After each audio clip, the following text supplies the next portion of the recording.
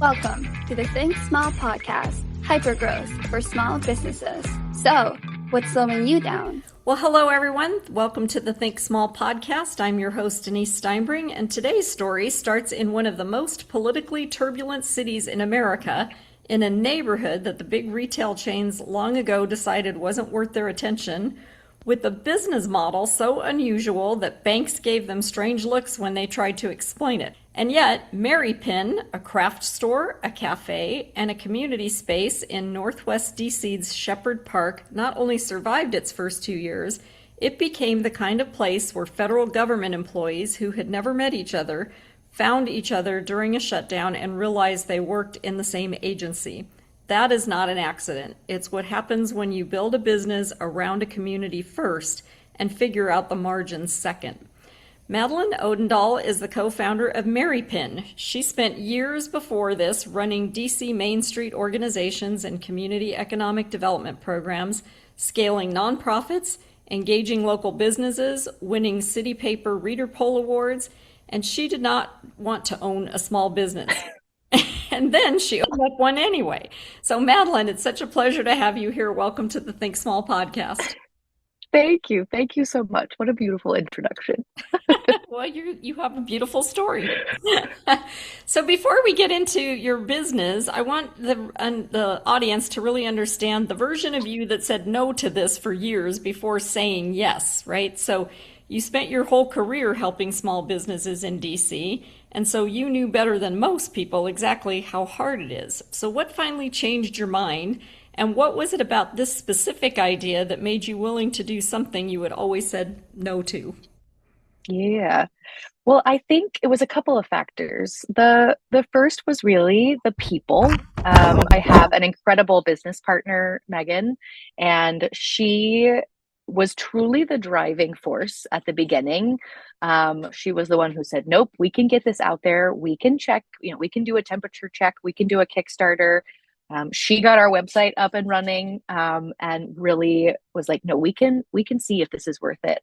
And then unfortunately, the numbers, I think part of my hesitation had been seeing, particularly for each of these different sectors, for a cafe space, for a retail store, for an event space, seeing so many of those businesses come and go in the various corridors that I was working on, and knowing how difficult it was, just compliance-wise, regulatory, let alone the actual things you need to run your business, inventory, staffing, marketing, and feeling a little bit like, it's just not worth it. It's just not worth it.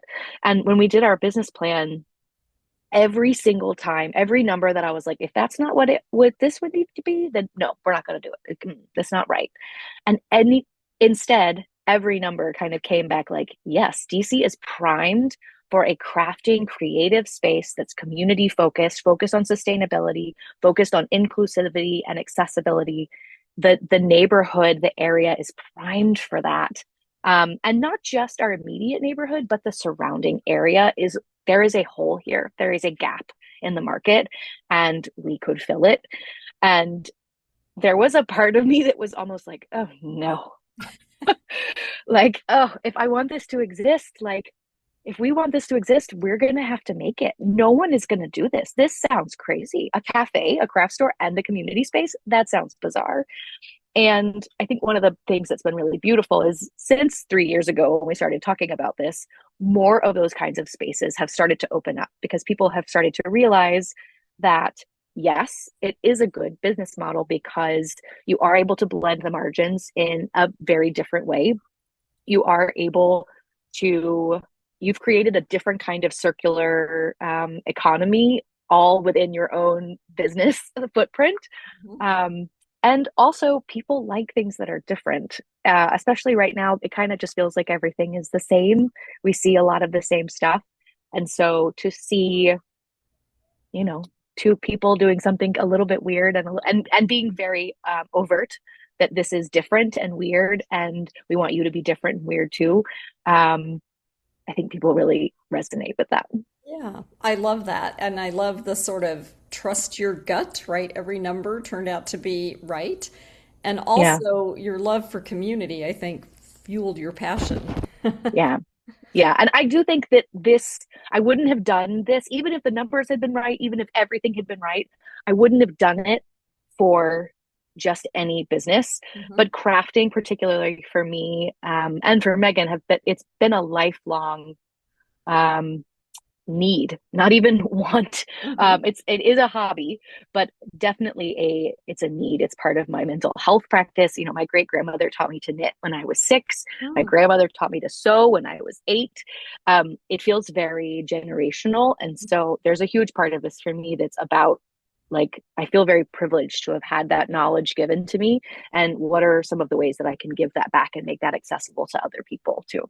Yeah, what a great story because I think I just read an article about how Gen Z is starting to rediscover grandma hobbies, right? Painting, Yes, knitting, yes. crocheting, doing things with your hand. And so maybe Mhm. we didn't give them enough credit because we all thought they were going to live and die on their phones, and now they're starting to pick their head up and touch grass and make things, right? Yes, I talk all the time about my great grandmother lived to be 100 or just shy of her 101st birthday. Yeah. And, she credited handicrafts, following a mathematical pattern, using your hands like that. She was biohacking. She was keeping her brain and her body sharp. And that body, brain, nervous system connection, those are all things that now we're learning are way more important than we, might have known even 50 years ago. And so, yeah, she knew, she knew what she was doing. And now I'm like, yeah, we got to get our hands moving. We got to make things. Yeah, great.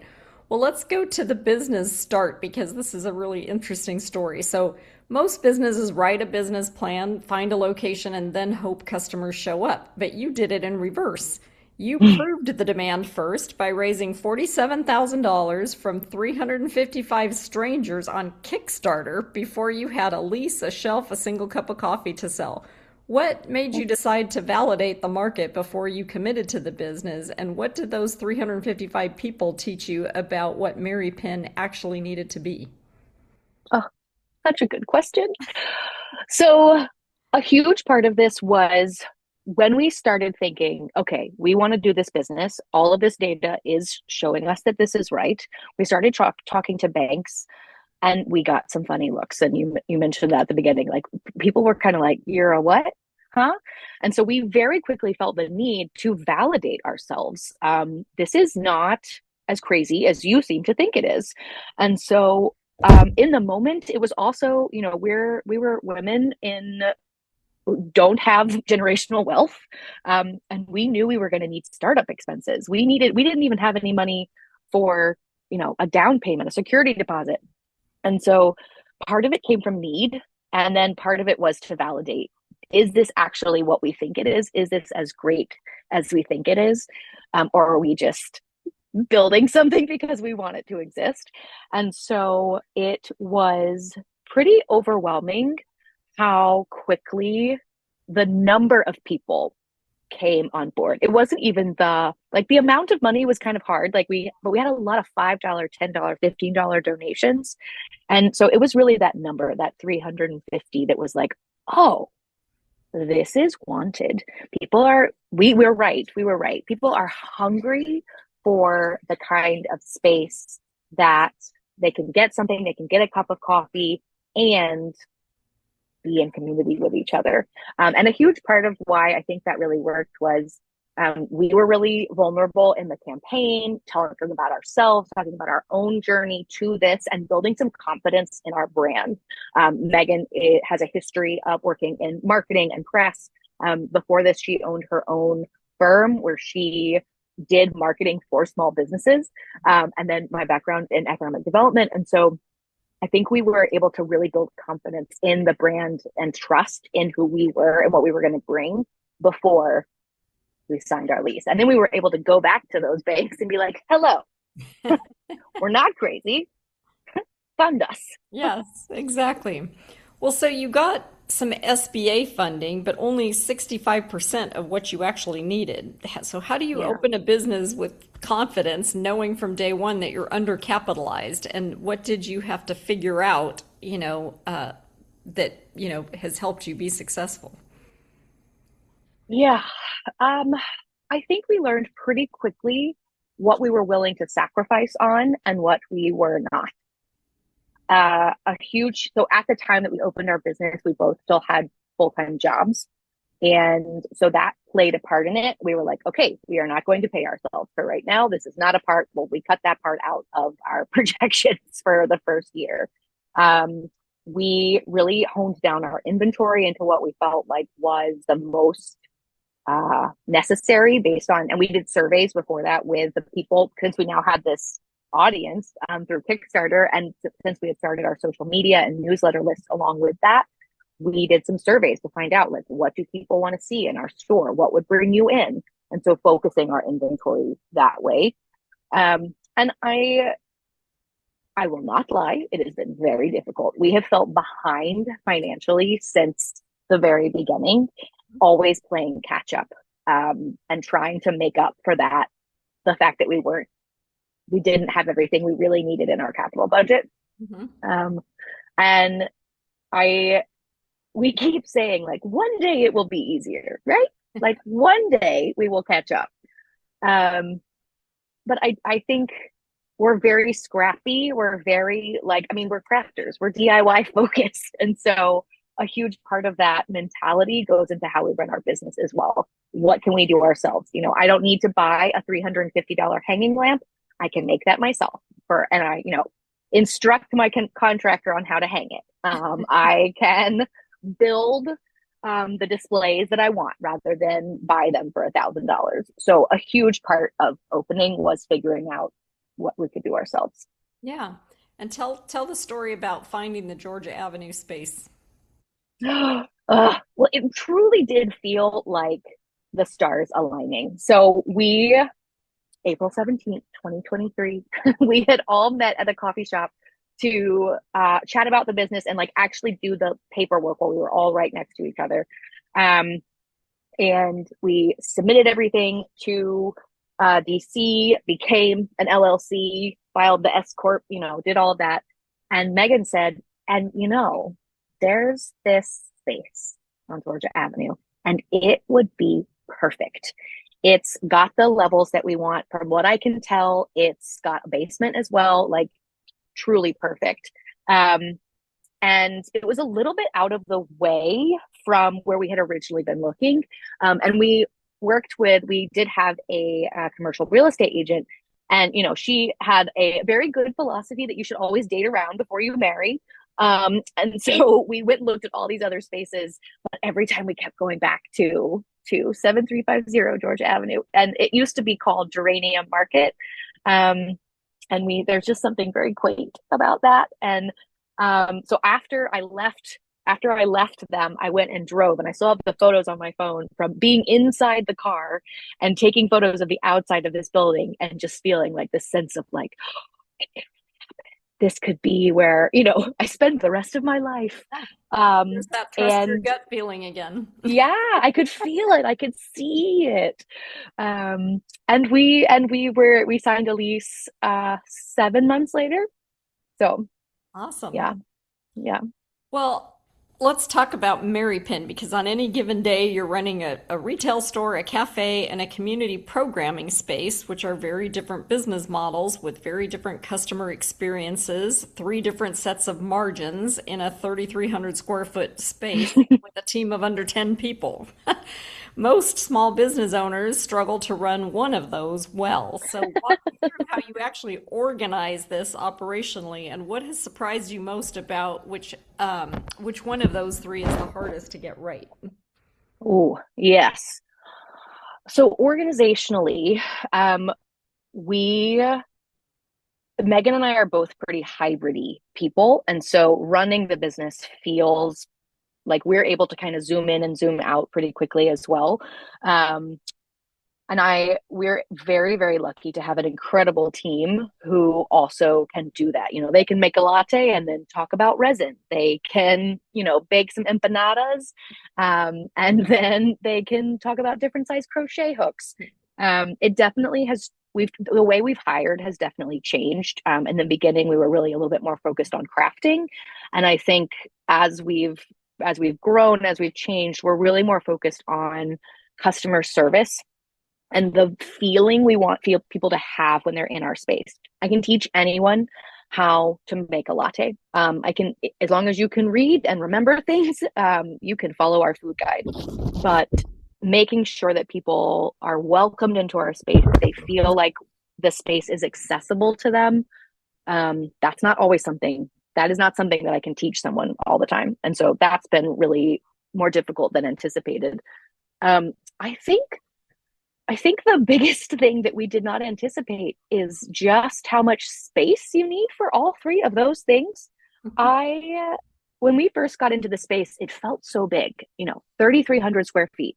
Um, and we have used every single inch. We actually had a conversation the other day about like what would it look like to hang this product from the ceiling and then get it down when people specifically ask for it, because there is no more wall space. I'm currently in our basement and it is just overflowing because there's so many regulations around how food has to be kept. And so ensuring that that is maintained, but then having all of these craft supplies, all these materials, all the things that you need for events, tents, extra chairs, all of those things, and managing that space has been more tricky. And I do think there's about every 6 months we're like, okay, hold on, we've thought of something new. Let's try this and see if this works.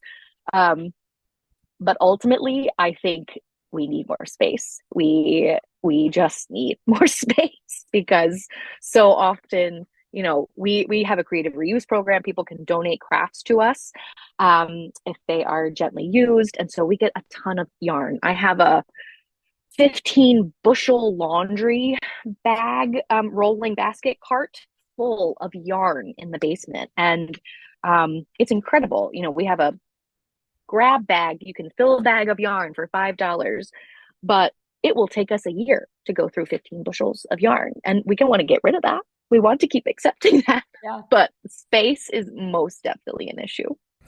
Tell us a story about the government shutdown, because I think that's the perfect example of, people finding their people. Yeah. Well, so we were really worried because of everything that happened at the beginning of 2025. A lot of our customer base are federal employees. We're up, at the tip top of Maryland, tip top of DC, very close to Maryland. There's lots of federal agencies up here. And so we had a lot of customers who were doged. And so when the shutdown was starting to be whispered about, we were really, really worried. And instead, the shutdown was one of our busiest months. We gained more new customers in October than in July, August, and September combined. And two things I think really went into that. The first was that a lot of times in DC, people will do like a federal worker special. But there was a feeling that with the economy how it is, with how awful things have been for federal workers, $2 off a $17 burger isn't really that much of a special. We offered free crafting every day to a federal worker. Our open crafting was upstairs. Everything was out and laid out for you. And then we had $2 coffee, $6 mimosas, free pickle pot platters, things that were actually less than $10 and available to people. And so what we saw was our upstairs has never been that busy during the day. We'll get a few coworkers, but usually the upstairs is an evening space, events and workshops, people coming to hang out for queer crafting night or things like that. This was every table. Every table had people. They were ordering empanadas. They came in for the $2 cup of coffee, but they stayed because they heard someone talking about the agency they work at, or they have a friend who works at that agency, and oh, do you know them? And we had a group of women who all worked at NOAA and didn't know each other and met at a table and then started to come like at least 3 or 4 times a week. One of them lives in Olney and she still drives in weekly to come see us. We got teary. I can get teary about it right now. It was one of the most incredible things. And we kept saying it's so jarring to be like, okay, of course we want the government to reopen. Like, of course we want everyone to be paid on time and to have job security. And also, um, this is really fun. This is like exactly what we wanted our space to be, was everybody here hanging out, making beautiful things, getting in, starting a new craft because they have the time and mental space to do so. And it was a very odd time to be like, the world feels like it's on fire, but inside Mary Penn, there's like true Yeah. joy and connection happening. Well, you're definitely building up your riches in heaven. The work you're doing, bringing people together. Um, so you could have opened a craft store, just a craft store, right? But instead you open a Mm, craft store that also has free community nights, queer crafting evenings, a Saturday morning kids storytelling hour, a creative reuse program, protest art workshops, and a free craft library that you just mentioned that's always open. So that's not marketing, that's a philosophy. yeah. In the current DC economy, where you do have federal workforce disruptions or government shutdowns and neighborhood foot traffic changing, how is that philosophy either your biggest competitive advantage or your biggest financial risk? Which one is it right now? Mm. In this particular moment, it feels like a risk. Um, Most days it feels like a gift. It feels like such an advantage. Um, I, yeah, it is definitely a philosophy. It's completely tied to our values. And, most of the time, I've lived in DC now for 12 years, and I'm always surprised when people have never been like beyond the mall when they visited DC. Because I love a mall. I love a good museum. And I always, when I go to other cities, I'm like, you have to pay to go in there. I'm like, oh, right. We are so lucky to just get to walk into all these museums for free. Yeah. But DC is so much more than that. And I think particularly for our community, our neighborhood, and even those beyond it, um, there's a strong desire to band together, um, and to ensure that DC is strong and connected, and that really can happen in our space. So yes, it is a risk to open our space as often as we do for free. But I do think from a business perspective, that is also why it works, because we have coffee, we have crafts, you know, we have a lot of accessible price points. It was really important to us that people not be, yarn can sometimes run like $32 to $40 a skein. Wow. Um, it doesn't have to, but it can. And so it was really important to us to be able to offer different price points, Mhm. and help people access those. So when people come to our space for a protest art workshop or a free crafting night, they are very rarely leaving without buying something. Mhm. Um, and even for us, we're kind of, we want to be here for the long haul. So um, you signed up for a free event, but we've captured you as a customer. It was really important to us that a lot of our like lead generation, customer conversion, all of that is automatic. And so when you buy an event ticket, you are in our system. You've signed up for emails and texts. You start to get introduced to the breadth of things that we do, and something's going to catch your eye. You're going to get interested. So I think it absolutely is a risk, but most of the time it's also what the hook that people need to try something new. Right, right. Even though, which is amazing because you mentioned that Michael's has sort of left the building, right? There's not craft stores in a good radius. So even though they don't Yeah, have it's other options, you're still giving things away for free. But I think that's creating some stickiness with the customers who like to come there.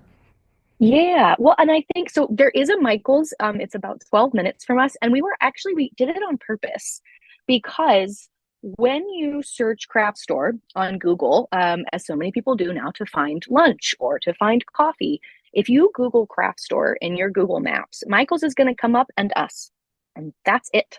Oh, And wow. so for most people, they're going to choose us because Michael's is hard to get to. There's not good parking. There, nothing against the poor 19-year-old who works there and makes less than minimum wage and doesn't really know anything, but she's not helpful. Yeah. And we are, and we're bright and a happy spot and have good lighting.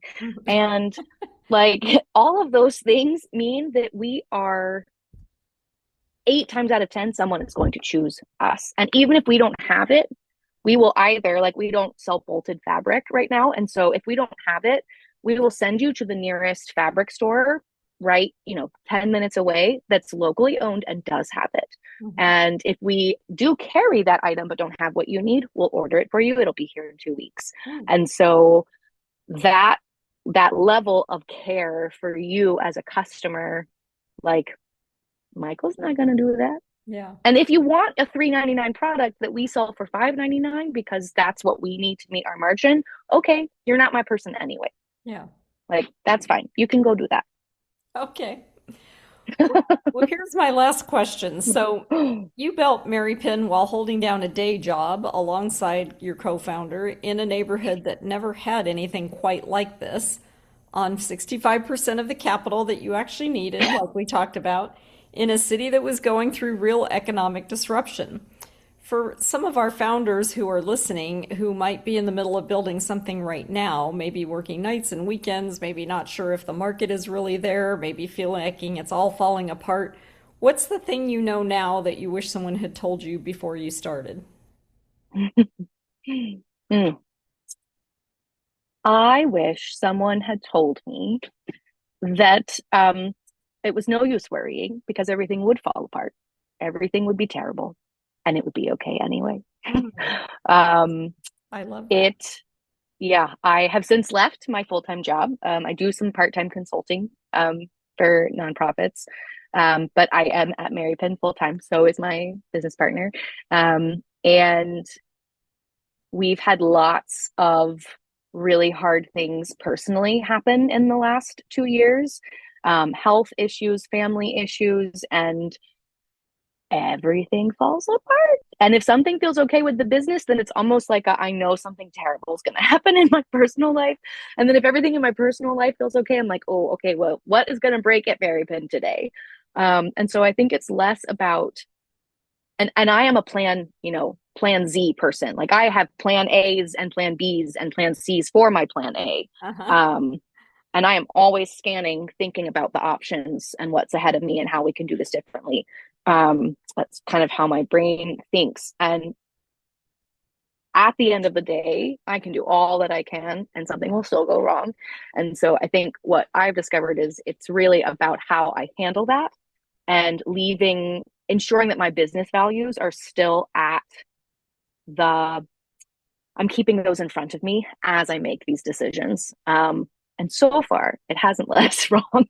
We'll see. We're only 2 years old, so there's still time for it to go really, really wrong, horribly, horribly wrong. But so far, even when things are terrible, remembering this is what I want to be doing, I am feeling like more settled and in place than I ever have.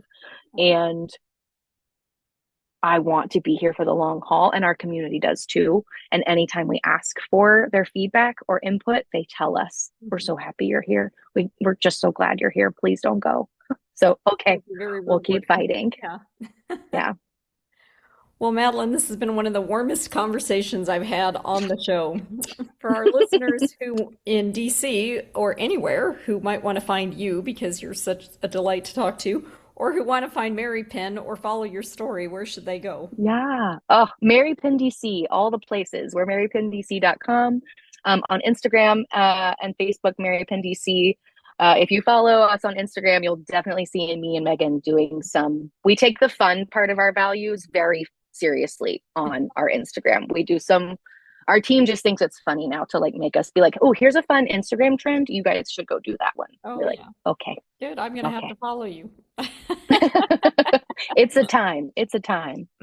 Yeah. And to our Think Small listeners, if today's conversation made you think differently about the role community plays in your business model, or reminded you that proving your market before you build it is always smarter than hoping they come, please share this podcast with anyone who needs to hear it. It'll be dropping in about 4 weeks. We'll see you next time. Thank you so much, Madeline, for your time. Thank you. Welcome to the Think Small podcast, hypergrowth for small businesses. So, what's slowing you down?